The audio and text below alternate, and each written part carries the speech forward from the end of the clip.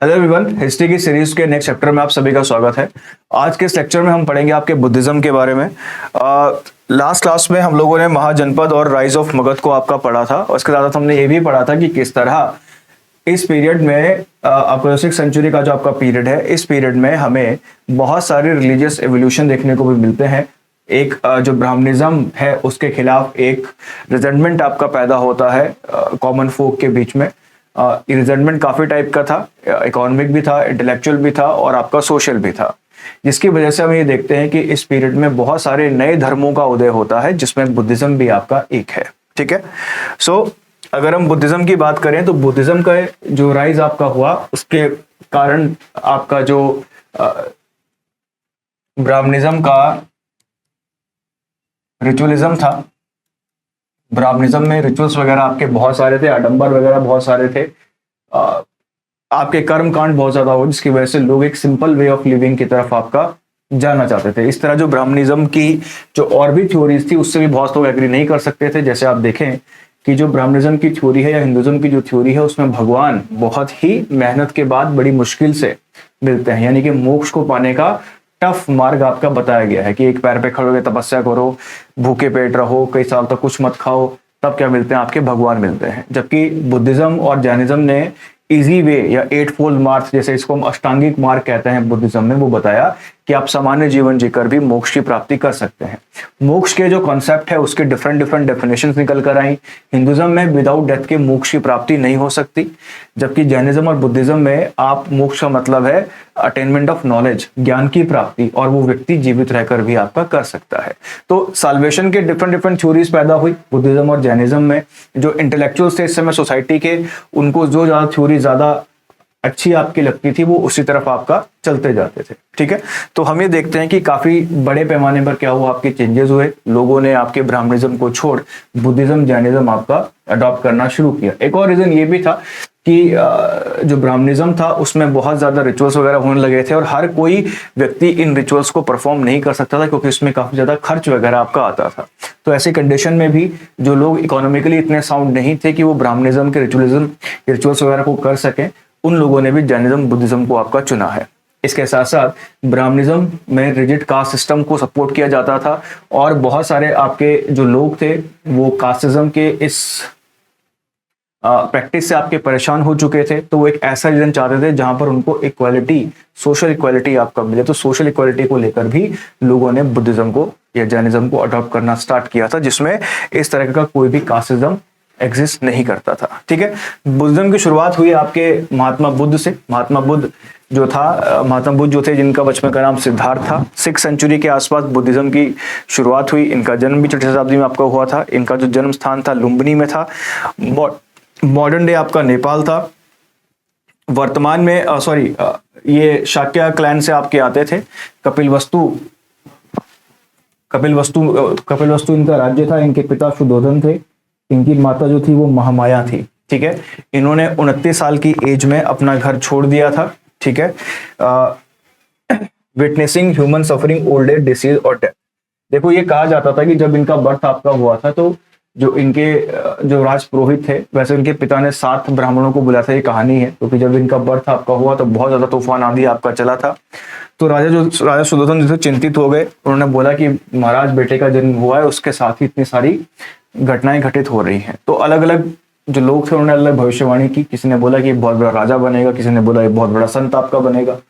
तो शुद्धोधन ने ये प्रयास किया कि इसको किसी भी प्रकार की पीड़ा ना दिखाई जाए, ये आपका आराम से जीवन आपका जिए और अंत में क्या बने, महान राजा आपका बने। लेकिन क्या हुआ, 29 साल की आयु में ये एक टाइम ये घूमने चले गए बाहर अपने चैरिटियर चन्ना या चांद के साथ, और इन्होंने अलग अलग दृश्य आपका देखे। इन्होंने एक ओल्ड एज देखा, इन्होंने एक बीमार, एक बूढ़े व्यक्ति को देखा। तो चन्ना से पूछा कि चन्ना, ये कौन है, इसको क्या समस्या है। जो उनका चैरिटियर था चांद, उसने बोला कि महाराज, ये बूढ़ा व्यक्ति है, बुढ़ापा सबको आता है। तो ये सुनकर जो है सिद्धार्थ आपके थोड़े से मायूस हो गए।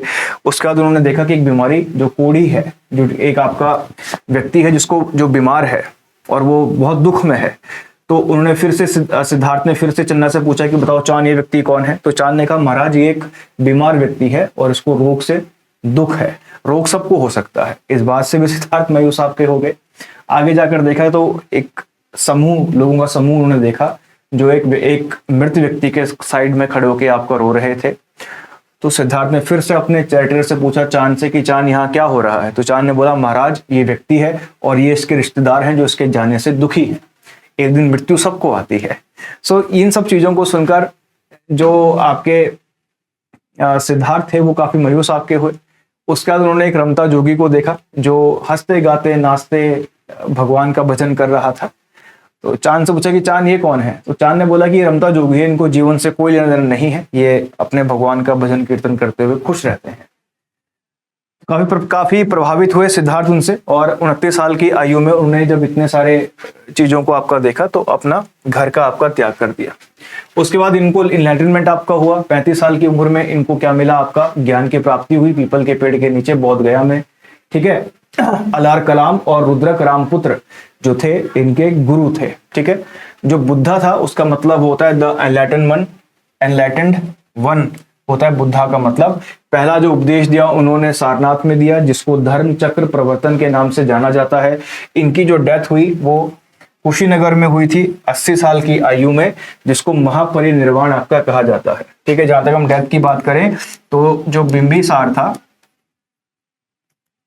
बिंबिसार और अजातशत्रु जो थे ये इनके समकालीन थे, इनके कंटेम्पररी थे। ठीक है, बिंबिसार ने जब महात्मा बुद्ध को पीलिया रोग हुआ था तो अपने जो उनका फिजिशियन था जीवक, जो उनका डॉक्टर था जीवक, उनको भेजा भी था सेवा करने के लिए।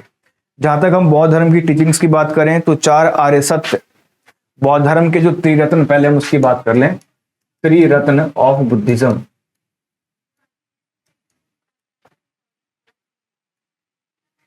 तो है बुद्ध, धम्म और संघ। ठीक है, त्रिरत्न जो है बुद्धिज्म के वो कौन कौन से हैं आपके, बुद्ध हैं, धम्म है और संघ है। 4 नोबल ट्रूथ जो है, 4 आर्य सत्य कौन से हैं बुद्धिज्म के। दुख, दुख का मतलब है कि जो जीवन है वो दुखों से भरा हुआ है। समुदया दुखों का कारण जो है वो है इच्छा। ठीक है, बौद्ध धर्म में दुखों का जो कारण माना गया है वो क्या माना गया है, इच्छा माना गया है। निरोध, आप दुख का अंत कैसे करोगे, अगर आप अपनी इच्छा की समाप्ति कर दो तो आपके दुख भी क्या हो जाएंगे, अंत हो जाएंगे। और दुख की समाप्ति कैसे होगी, मार्ग से। मार्ग कौन सा बताया गया है, 8 फोल्ड मार्ग बताया गया है, जो क्या करता है, आपका सफरिंग का अंत करता है।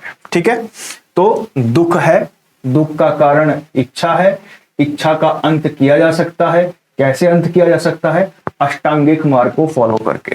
ठीक है, 8 फोल्ड पाथ को फॉलो करके। अब जो 8 फोल्ड पाथ क्या है, 8 फोल्ड पाथ को 3 पार्ट्स में आपका डिवाइड करते हैं, है ना। 8 फोल्ड पाथ को 3 पार्ट्स में आपका डिवाइड करते हैं। पहला पार्ट है इसमें विजडम, प्रजना, एथिकली कंडक्ट, शील। और तीसरा जो आपका पार्ट है ये है मेंटल डिसिप्लिन यानी कि समाधि। सो 8 फोल्ड पाथ यानी कि 8 फोल्ड पाथ वो रास्ता है जिससे आप अपने दुखों का अंत करके मोक्ष की प्राप्ति कर सकते हैं। तो बुद्धिज्म में भगवान को पाने का और जो आपके मोक्ष को प्राप्ति का तरीका बताया गया है या साधन बताया गया है वो कौन सा बताया गया है, आपका 8 फोल्ड पाथ बताया गया है। ये कौन सा है, right mindfulness, right view, right intention. ठीक है, आपका दिमाग में हमेशा क्या रहना चाहिए, अच्छे विचार रहने चाहिए। आपका जो नजरिया है वो हमेशा साफ होना चाहिए। आपकी जो इंटेंशन है, आपकी जो इच्छा है वो क्या होनी चाहिए, हमेशा साफ होनी चाहिए। आप हमेशा सत्य बोलेंगे। आपका एक्शन हमेशा क्या होना चाहिए, अच्छा एक्शन होना चाहिए। आपका जीवन क्या होना चाहिए, सही होना चाहिए। आपका जो प्रयास है वो भी अच्छा होना चाहिए। और आपकी जो कंसंट्रेशन है, एकाग्रता है, वो भी क्या होनी चाहिए, आपकी सही होनी चाहिए। ये क्या है, आपका 8 फोल्ड पाथ है, जिसके तहत वो बोलते हैं कि भाई right intention, right view, right intention, right speech, right action, right livelihood, right effort, right concentration and right mindfulness. ये क्या है, आपका 8 फोल्ड पाथ है। की कॉन्सेप्ट क्या है बुद्धिज्म के, पहला कॉन्सेप्ट है किसका, निर्वाणा का। The ultimate goal, ultimate goal क्या है कि आप जीवन और मरण के इस चक्कर से क्या हो जाएं, आजाद हो जाएं। अल्टीमेट गोल क्या है कि जीवन और मरण के चक्कर से आजाद होना। कर्मा क्या है, एक्शन डिटरमाइन फ्यूचर रीबर्थ। जो जैसे आप कर्म करते जाएंगे उसके बेसिस पर डिसाइड होगा कि आप फ्यूचर में जो आपका रीबर्थ होगा वो कैसा होगा। अनिका का मतलब होता है इनपरमानेंस का मतलब होता है अस्थिरता, कि कोई भी चीज क्या है आपकी स्थिर नहीं है, सब कुछ क्या है अस्थिर है। उसके बाद है दुख, दुख का मतलब होता है आपका सफरिंग। अनाता, नो परमानेंट सोल और सेल्फ। अनाता का मतलब है कि कोई भी सोल क्या नहीं होती आपकी, परमानेंट होती है, और कोई भी व्यक्ति का नहीं होता आपका परमानेंट नहीं होता। उसके बाद अगला क्या है, मिडिल पाथ। आपको एक बैलेंस बनाना पड़ता है अपने जीवन और वैराग्य के बीच में। उसके बाद है बुद्धिस्ट संघ एंड कम्युनिटी। संघ किसे कहते हैं, मोनेस्टिक कम्युनिटी, जिसमें मॉन्क्स और नन्स आपके आते हैं, ठीक है। भिक्षुक मॉन्क और भिक्षुणी जो है आपके स्ट्रिक्ट प्रिंसिपल को फॉलो करते हैं, ठीक है। ये जितने की भी आपके इनके रूल्स रेगुलेशन है, ये बुद्धिस्ट टेक्सेस का नाम है विनय पिटका, इसमें आपका दिया गया है। बौद्ध संघ से संबंधित नियम किसमें दिए गए हैं, विनय पिटक में दिए गए। ले फॉलोवर सपोर्टेड द संघा एंड प्रैक्टिस द धम्म। जो ले फॉलोवर है मतलब ऐसे लोग जो आपके गृहस्थ जीवन जीते हैं वो भी बुद्धिज्म को फॉलो कर सकते हैं, संघ और धम्म को फॉलो कर सकते हैं। अगर हम लिटरेचर की बात करें तो collected in Tripitaka 3 basket original written in Pali. Buddhism की जो भाषा है वो कौन सी है बच्चों, बुद्धिज्म की भाषा है आपकी पाली। ज्यादातर जो चीजें लिखी गई हैं, उपदेश आपके दिए गए हैं, वो किस में लिखे गए हैं, आपके पाली भाषा में लिखे गए हैं, ठीक है। तो जैसा हमने पढ़ा 3 पिटक है।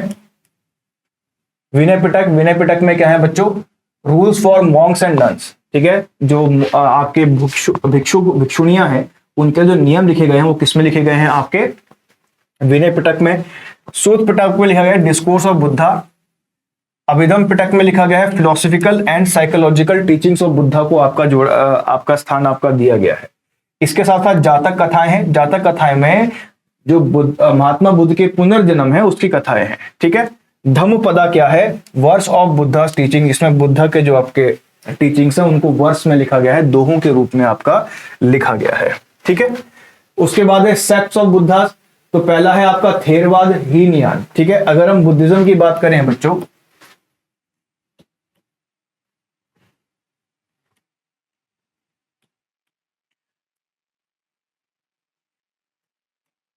अगर हम बुद्धिज्म की बात करें तो बुद्धिज्म के 3 मेन सेक्शंस हैं।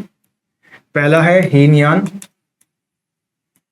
उसके बाद है महायान और उसके बाद है वज्रयान। 3 ही इंपॉर्टेंट सेक्शन है। हीनयान को थेरवाद भी कहते हैं बच्चों। थेरवाद का मतलब है, हीनयान की जो फिलॉसफी है वो इस बारे में बात करती है कि बुद्धा जो है वो एक टीचर है, वो एक गुरु है, ना कि भगवान है, ठीक है। इसको डॉक्ट्रिन ऑफ एल्डर्स कहा जाता है। इसको इंडिविजुअल साल्वेशन के बारे में बात की गई है। ये ज्यादा आपके श्रीलंका, म्यांमार और थाईलैंड में क्या है आपका प्रोमिनेंट है, ठीक है।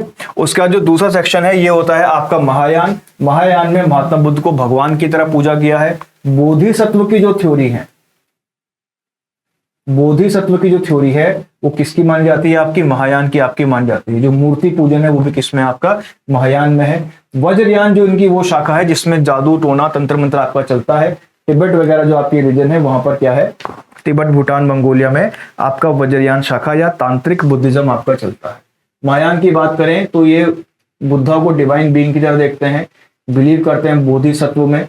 बोधिसत्व कौन है, ये वो एनलाइटेंड बीइंग्स हैं जो दूसरों की हेल्प करते हैं। चाइना, जापान, कोरिया में महायान जो शाखा है उसकी वो आपकी मानी जाती है। उसके बाद वज्रयान है, रिचुअल्स, मंत्रास और मेडिटेशन पे आपका फोकस करते हैं। तिब्बत, भूटान और मंगोलिया में ये देखने को मिलता है।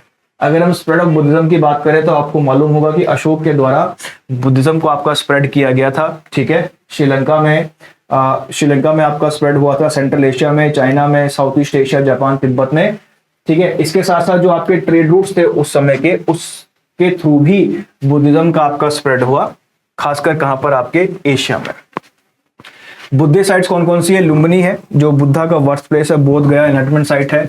सारनाथ में उन्होंने पहला उपदेश आपका दिया था। कुशीनगर में महापरिनिर्वाण डेथ उनकी हुई थी। सांची में स्तूप बनाए गए थे, स्तूपों में क्या है आपके बुद्धा के रेलिक्स आपके रखे गए हैं। और नालंदा क्या है आपकी एंशिएंट बुद्धिस्ट यूनिवर्सिटी है, ठीक है। इसके साथ साथ बुद्धिस्ट काउंसिल भी आपकी हुई थी, ये भी आपसे एग्जाम में पूछा जाता है बच्चों। पहली बुद्धिस्ट काउंसिल जो है 483 में राजगीर में हुई थी। राजगीर मगध की राजधानी थी और इसका जो इस समय जो शासक था वो कौन था, अजातशत्रु था। इसमें क्या किया गया, जितना भी बुद्धिस्ट बुद्धा की टीचिंग है उनका कंपाइलेशन आपका किया गया था। उसके बाद 383 में आपकी दूसरी हुई वैशाली में, किसने कराया था? कालाशोक में, कालाशोक के द्वारा करवाया गया था। 2050 में पाटलिपुत्र में हुई थी अशोक के टाइम पे।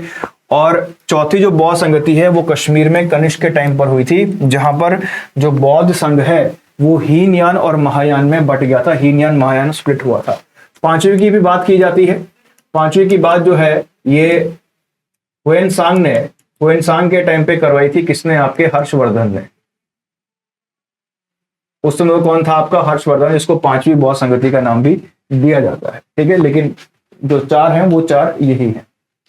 डिक्लाइन कैसे हुआ बुद्धिज्म का? बुद्धिज्म का डिक्लाइन इसलिए हुआ क्योंकि देखो पहला रीजन है आपका लैंग्वेज। ठीक है, पहला रीजन है आपका लैंग्वेज, जहां पहले पाली भाषा का इस्तेमाल हुआ करता था, जो आम बोलचाल की भाषा थी, जिसका ज्यादा इन्फ्लुएंस भी था। पाली की जगह इन लोगों ने स्टार्ट करना शुरू किया संस्कृत, और संस्कृत सभी लोग नहीं जानते थे, जिसकी वजह से इनका डिक्लाइन हुआ। जो टीचिंग्स जो थी पूरी तरह लोगों तक आपकी नहीं पहुंच पाई। हिंदुज्म का रिवाइवल हुआ, भक्ति मूवमेंट आपका आ गया हिंदुज्म में। शंकराचार्य ने हिंदुज्म को रिवाइव करने की कोशिश की थी। इसके साथ साथ जो शासक बुद्धिज्म को पैट्रोनेज दिया करते थे वो भी बंद हो गया, क्योंकि जो गुप्त थे उन्होंने भी ब्राह्मणिज्म को, वैष्णव धर्म को पैट्रोनेज दिया। उसी तरह हर्षवर्धन ने भी क्या दिया? आपके जो ब्राह्मणिज्म या हिंदुज्म है उसको पैट्रोनेज आपका देना स्टार्ट किया, तो पैट्रोनेज खत्म हो गया। इसके साथ साथ जो इन्वेजन हुए, भारी इन्वेजन आपके हुए, उन लोगों ने भी आपके जो उन लोगों ने जो आपकी मोनेस्ट्रीज थी जैसे नालंदा वगैरह, इनको डिस्ट्रॉय कर दिया। इसके साथ साथ जो वज्रयान जैसे जो आपके कर्म कांड आपके जुड़ने लगे, उसकी वजह से क्या हुआ? आपके जो बुद्धिज्म है वो भी किसकी तरह हो गया? आपके हिंदुज्म की तरह हो गया। ठीक है, बुद्धिस्ट आर्ट एंड आर्किटेक्चर, तो स्तूपाज हैं, मैंने आपको बताया कि स्तूप नीचे क्या रखे गए हैं? आपके रेलिक्स रखे गए हैं। उसके बाद विहार हैं, आपके चैत्य हॉल्स हैं, अजंता अलोरा की गुफाएं हैं, जहां पर सारे के सारे बुद्धिज्म के रेलिक्स आपके रखे गए हैं। पहला क्वेश्चन देख लेते हैं, who was the founder of Buddhism? तो कौन था आपका? बुद्धा था। अगला क्वेश्चन है, where was Gautam Buddha born? कहां हुआ था उनका जन्म? लुम्बिनी में हुआ था। What was the childhood name of Buddha? Siddhartha. ये इजी क्वेश्चंस हैं। Who was the father Gautam Buddha? Shuddhodana. ठीक है, लास्ट क्वेश्चन है, who was the mother of Buddha? Mahamaya. तो ये हमने आपके बीच लेक्चर में इंक्लूड नहीं किया था, तो हमने इसको लास्ट में आपको क्वेश्चन वाइज इंक्लूड करा दिया है। तो ये था आपका बुद्धिज्म।